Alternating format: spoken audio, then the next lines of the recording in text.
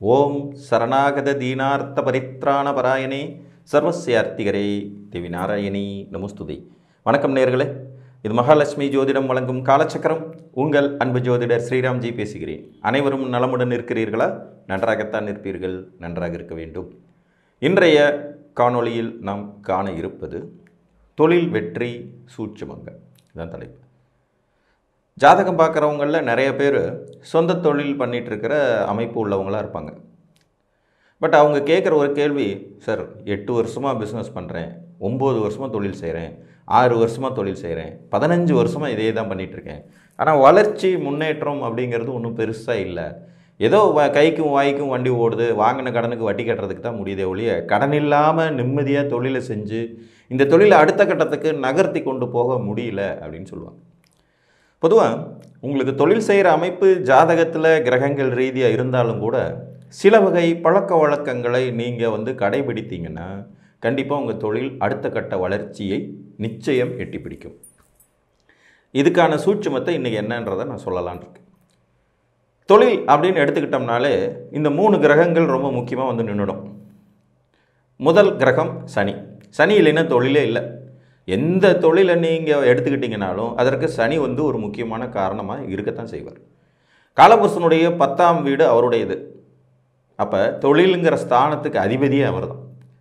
அதுக்கடுத்த 2 கிரகங்கள் அப்படின்னு பார்க்கும்போது இன்னொருத்தர் செவ்வாய். செவ்வாய் 10ஆம் இடத்துல திக்பலம் பெறக்கூடிய ஒரு வலுவான கிரகம். ப்ளஸ் காலபுருஷனுடைய 10ஆம் வீடான மகரத்தில் உச்ச வலிமை பெற கிரகமும் கூட. 3ஆவது ஒருத்தர் இருக்கார், அவர் சூரியன். இந்த சூரியனும் லக்னத்துக்கு 10ஆம் இடத்துல திக்பலம் பெறுவார். காலபுருஷனுடைய 10ஆம் வீடான இந்த மகரத்தில் அவர் உத்தராயண புண்ணிய காலத்தை தொடங்குவார்.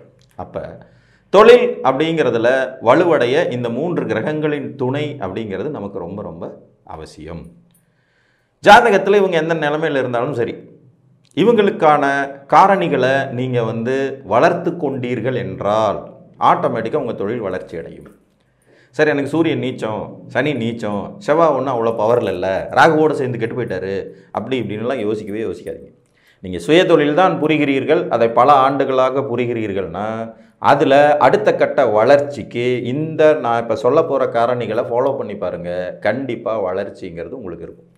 கிரகங்கள் சொல்கிறபடி நம்ம வாழ்க்கை போகுதுங்கிறது ஒரு மெத்தட். இந்த கிரகங்கள் சொல்கிறதுல சின்ன சின்ன அட்ஜஸ்ட்மெண்ட் பண்ணிக்கிறதன் மூலமாக நம்ம வாழ்வியலில் வெற்றி பெறதுங்கிறது இன்னொரு மெத்தட். ஒரு உதாரணமாக, சித்திரை மாதம் வெயில் மண்டையை புழக்கும். பட்ட பகலில் ஒரு 11 மணிக்கு கிளம்பி வெளியே போய் ஒரு 3 மணிக்கு திரும்பி வந்தீங்கன்னா உங்கள் உடம்புடைய 90% எனர்ஜியை சூரியனே உறிஞ்சி எடுத்துருவார். அவ்வளோ ஹீட் இருக்கும். இதையே மாற்றி யோசிங்க. சூரியனுடைய வெப்பத்தை நம்மளால் தடுத்து நிறுத்த முடியாது. ஆனால் நீங்கள் ஒரு ஏசி காரில் போகலாமே, ஒரு ஏசி ரூமில் இருக்கலாமே, உங்கள் வீட்டில் ஏசி வச்சுக்கலாமே. இதை சூரியன் ஒன்றும் தடுக்க போகிறது இல்லையே. சூரியன் அப்பெல்லாம் முடியாதுப்பா, நீ வெளியே நின்னே ஆகணும், நான் உன்னை வெயிலில் மண்டையில் அடித்தே தீரணும்னு ஏதாவது கட்டம் கட்டி சொல்லவா போகிறாரு? அது ஒன்றும் இல்லை. இன்னும் ஒரு படி மேலே வெயிலே கம்மியாக வரக்கூடிய ஊட்டி கொடைக்கானல் மாதிரி ஏரியாவுக்கு போயிடலாம். இன்னும் வசதியானவங்க வெளிநாடுகளில் குளிர் பிரதேசங்களில் போய் உட்காந்துக்கலாம். அதே சித்திரை மாதத்தில். சித்திரை மாதம் வெயில் அடிக்கும் அப்படிங்கிற சூரியனுடைய தாக்கத்திலிருந்து இந்த தனி மனிதர்கள் தன்னை காப்பாற்றிக் கொள்வதற்கான சூட்சம் தான் இது. தனி மனிதன் நவகிரகங்களின் தாக்கத்திலிருந்து தன்னை காப்பாற்றி கொள்ள எடுக்கும் முயற்சிகளின் வழிகாட்டுதல் தான் இந்த தொழில் வெற்றிக்கான சூட்சம். தொழில் வெற்றியில் முதல் கிரகம் சனி. அவர் தான் முதன்மையானவர். அப்புறம் தான் மீதி 2 பேரும் சப்போர்ட்டிங் கேரக்டர் தான். சனி பகவானுடைய வலிமை உங்களுக்கு நல்ல விதமாக கிடைக்கணும். நல்ல விதமாக கிடைக்கணும். அதை அண்டர்லைன் பண்ணிங்க. சனியுடைய கெட்ட முகம் ஒன்று இருக்குது, நல்ல முகம் ஒன்று இருக்குது. சனி பகவானுடைய வலிமை உங்களுக்கு நல்ல விதமாக கிடைக்கணும்னா முதல்ல டைம் மேனேஜ்மெண்ட் பண்ணுங்க.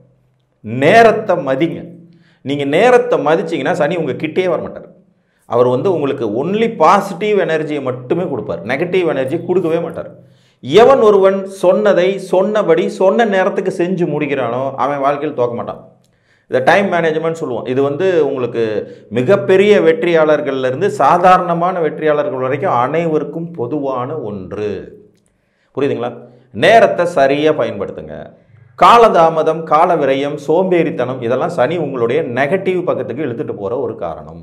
ஒரு சுய தொழில் புரியறவராக நீங்கள் இருந்தீங்கன்னா சொன்ன சொல்லுக்கு சொன்னபடி சொன்ன நேரத்தில் ஒரு விஷயத்தை செய்து பழகுங்கள்.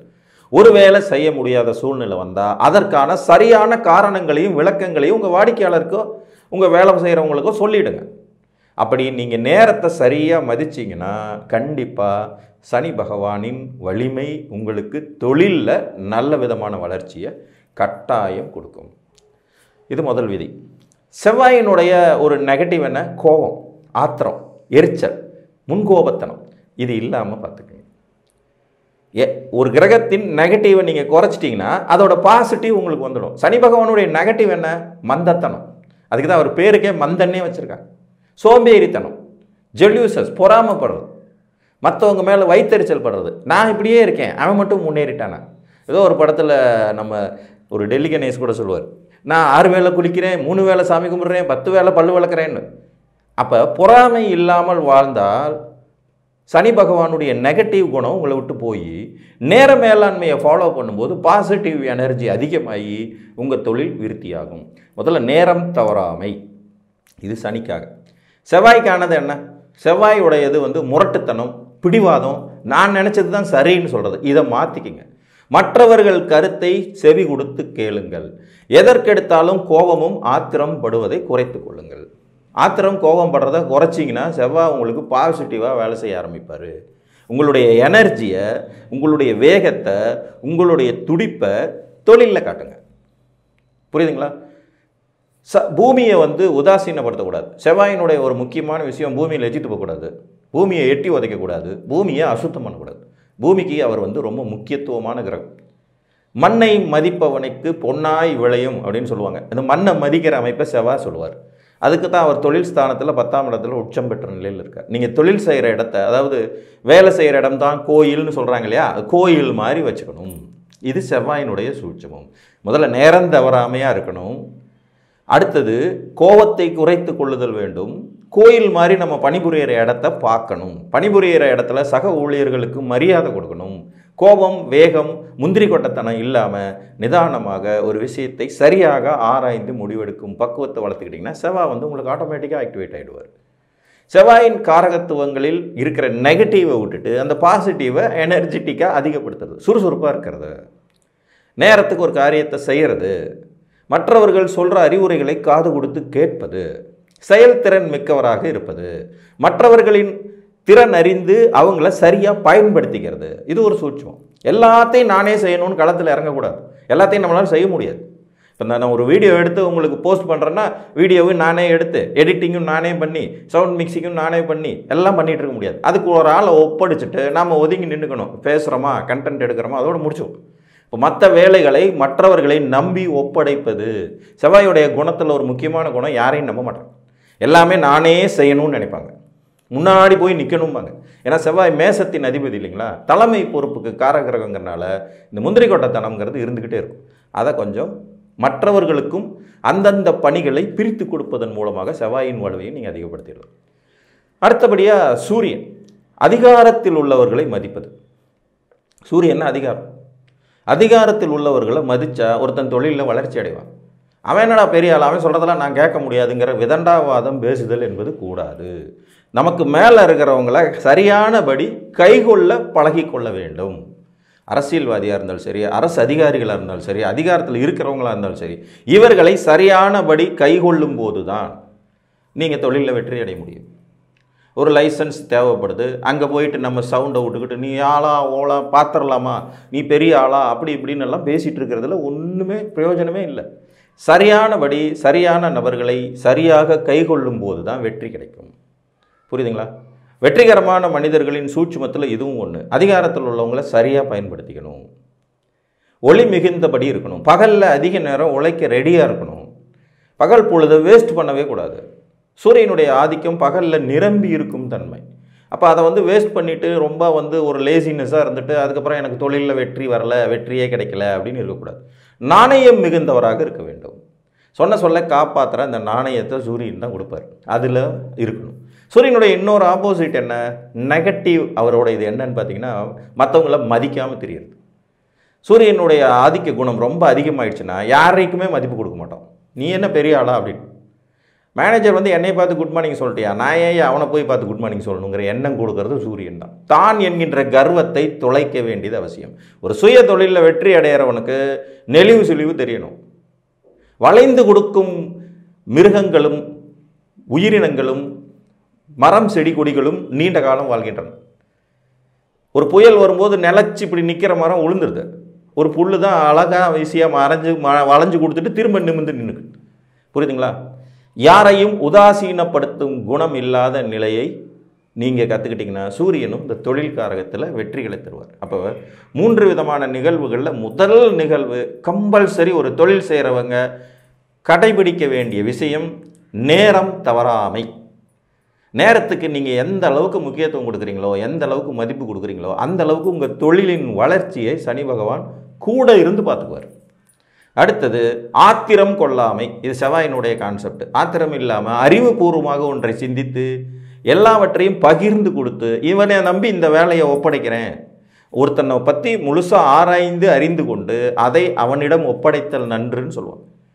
அந்த மாதிரி அந்தந்த வேலையை அவங்கவுங்களுக்கு பிரித்து கொடுத்து டக்கு டக்கு டக்கு டக்குன்னு காரியமாகிறதுக்கான சாத்தியக்கூறாக இருக்கணும். தலைமை பண்போடு இருக்கிறது அது சூரியனோடது.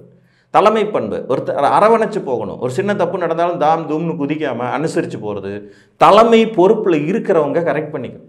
அதிகாரத்தில் உள்ளவங்களை போய் நேரடியாக எதிர்த்துக்கிட்டே இருக்கக்கூடாது. ஒரு தொழில் வளர்ச்சிக்கு இது உகந்ததே அல்ல.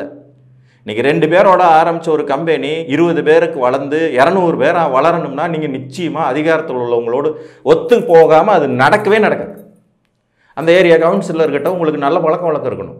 அந்த தொழில் சம்பந்தப்பட்ட நபர்களோடு நல்ல பழக்கம் இருக்கணும். அந்த தொழிலில் உயர் அதிகாரிகளாக இருக்கிறவங்களோடு நல்ல பழக்கம் வழக்கம் இருக்கணும். இல்லைனாலும் காரியம் சாதிக்க முடியாது. இங்கே காரியம் சாதிப்பவன் தான் வெற்றியாளர். சண்டை போட்டுக்கிட்டே இருக்கிறவன் வெற்றியாளர் இல்லை. சண்டை போட்டு வெற்றியாளரான காலமெல்லாம் மலையேறிடுச்சு. யுத்தத்தில் 1000 பேரை வெட்டி கொன்றவன் தான் வீரன்னு சொல்லிட்டு இருந்த காலமெல்லாம் முடிஞ்சிருச்சு. இப்போ காரியம் சாதிப்பவன் தான் வெற்றியாளர் ஆகிறார்.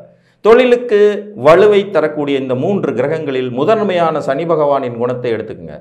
சனி பகவானுடைய மந்தத்தனம் உங்ககிட்ட இருக்கவே கூடாது. டைம் மேனேஜ்மெண்ட், இதை ரொம்ப கரெக்டாக பண்ணிங்கனாலே பாதி ஜெயிச்சிட்டிங்க. கிட்டத்தட்ட 70% வெற்றி உங்கள் நேரம் தவறாமையில் தான் இருக்குது. மீதி செவ்வாயினுடைய குணங்கள் பகிர்ந்தெழுத்தல். எல்லாத்தையும் இந்த வேலையை இவன் செய்வாயா, நம்பி கொடு, இதை இவன் பண்ணுவான், இதை இவங்க முடிப்பாங்க. கோபத்தை குறைத்து கொள்ளுதல், ஆக்கப்பூர்வமாக சிந்திப்பது, நம்மளுடைய எனர்ஜெட்டிக் பவரை சரியானபடி யூஸ் பண்ணுறது. அடுத்து பவரில் இருக்கிறவங்கள சரியானபடி கையை கொள்ளுதல், தலைமை பண்போடு நம்ம நடந்துக்கிறது. நம்மளுடைய வேலைக்காரர்களுக்கு நாம் தான் முதல் முன்னுதாரணமாக இருக்கணும். 10 மணிக்கு ஆஃபீஸ்னால் நீங்கள் 10:45 வரக்கூடாது. ஸ்டாஃப் 10 மணிக்கே வரணும்னு எதிர்பார்க்கக்கூடாது. நீங்கள் 9:55 உட்கார்ந்தீங்கன்னா ஆட்டோமேட்டிக்காக ஸ்டாஃப் வருவான் 9:30. அப்போ அந்த தலைமை பண்பு இந்த 3ஐயும் சரிவர பயன்படுத்தினால் நிச்சயம் தொழில் வெற்றி உங்கள் காலடியில் என்று கூறி மீண்டும் ஒரு காணொலியில் உங்களை சந்திக்கும் வரை உங்களிடமிருந்து அன்புடன் விடைபெற்றுக் கொள்வது உங்கள் அன்பு ஜோதிடர் ஸ்ரீராம்ஜி. நன்றி, வணக்கம்.